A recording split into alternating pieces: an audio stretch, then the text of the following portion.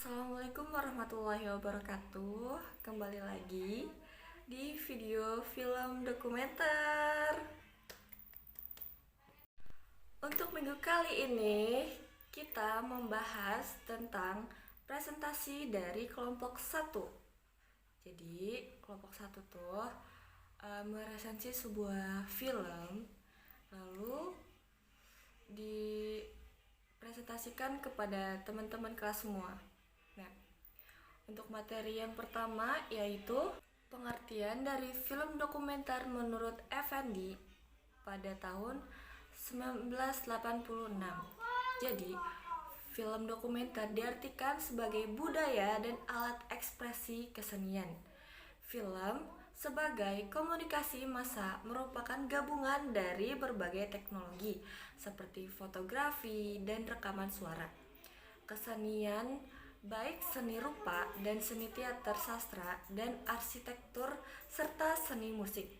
Pengertian menurut para tokoh, yang pertama Paul Rota. Definisi dokumenter bukan merajut pada subjek atau sebuah gaya, namun dokumenter adalah sebuah pendekatan. Lalu yang kedua, menurut Paul Wells, teks non-fiksi menggunakan footnote yang aktual, di mana termasuk di dalamnya perekam langsung dari peristiwa yang akan disajikan dan materi-materi riset yang menghubungkan dengan peristiwa itu, misalnya hasil dari wawancara, statistik, dan lain sebagainya. Yang ketiga, Steve Blandford, Barry Great, and Jim Hiller. Pembuatan film yang subjeknya adalah masyarakat, peristiwa atau situasi yang benar-benar terjadi di dunia realita dan di dunia sinema. Yang keempat, Frank Beaver.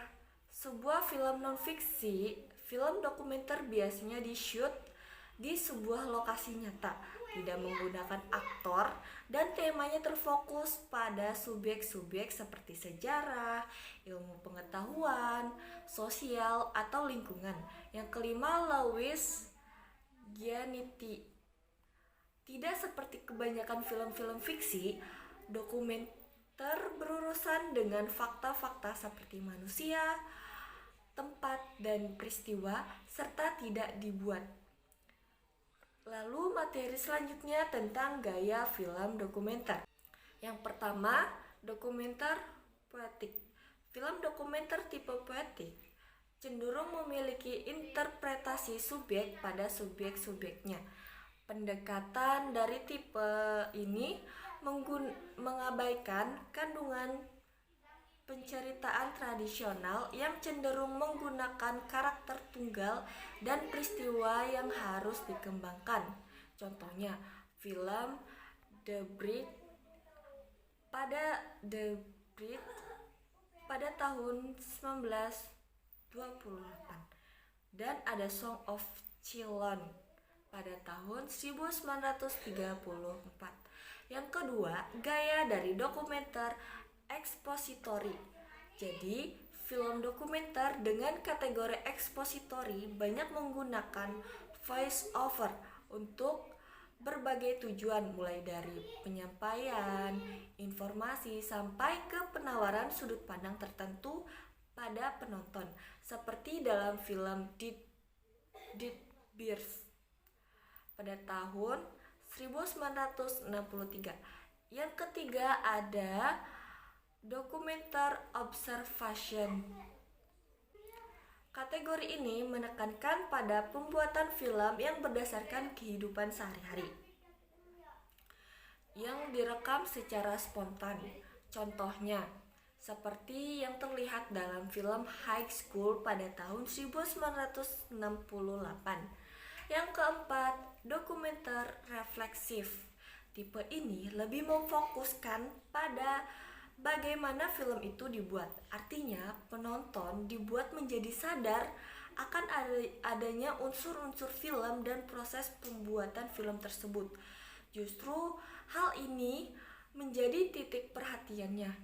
Tujuannya untuk memperlihatkan kebenaran lebih lebar kepada penonton seperti terlihat dalam film The Man of the Movie Camera pada tahun 1929. Nah, yang kelima ada dokumenter performatif. Tipe ini lebih menekankan pada aspek-aspek subjek atau ekspresif dari keterlibatan si pembuat film dengan subjek dengan menekankan pada dampak emosional dan sosial bagi penontonnya. Contoh film Unfinished Diary pada tahun 1983. Yang keenam ada gaya dokumenter interaktif. Jadi, tipe ini menekankan pada interaksi antara pembuat film dan subjek yang berlangsung dengan memakai interview atau keterlibatan langsung. Contohnya, film Chronicle of a Summer pada tahun 1960. Terima kasih, hanya itu yang dapat saya sampaikan. Kembali lagi minggu depan. Wassalamualaikum warahmatullahi wabarakatuh. Bye bye. See you next video.